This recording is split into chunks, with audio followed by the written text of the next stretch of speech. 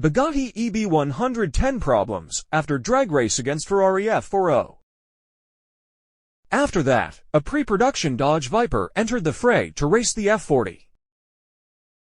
For a magical few years, two of the most iconic supercars were produced at the same time just a few miles apart.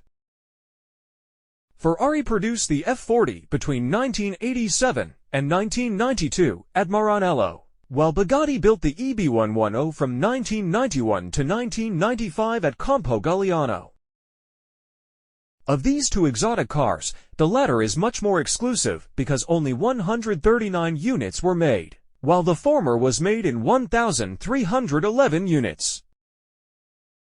And now, the two of them duel in a pseudo-racing competition. The folks at Carwow had the opportunity to race these two supercars in a quarter-mile acceleration test. Given the rarity and incredible value of these vehicles, it is not surprising that racers did not push the EB110 and F40 to their maximum performance potential. Both are easy to step on the gas pedal at the start and don't bring the engine to the red line. Despite all the precautions, something still went wrong after the first and only drag race between these two mid-engine cars.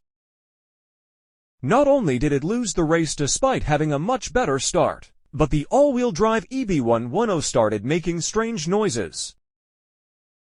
It looks like something happened to the front driveshaft, forcing the quad-turbo V12 supercar to withdraw from what was supposed to be a fight for revenge. America then stepped in to take on Italy, with an early-generation Dodge Viper taking on the F40.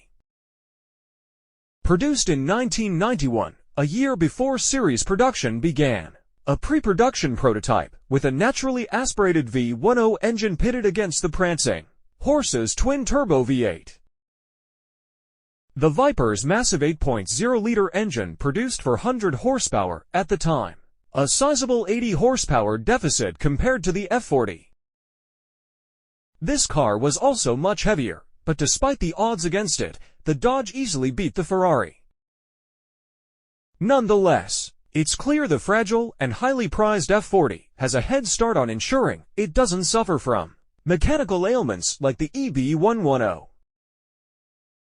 A different situation occurred in the quarter-mile race as the two stuck together and ended up with a photo finish. Ferrari won the duel, and also prevailed in the subsequent rolling race up to half a mile. The final comparison was a brake test from 70 miles per hour, which is always fun to see, and a little dangerous when the car doesn't have ABS. The Viper wins that contest, but again, we have to point out that the F40 is worth so much more, so drivers would never really take a big risk. Please support me. Don't forget to subscribe, like, comment, share for the latest video updates. Thank you.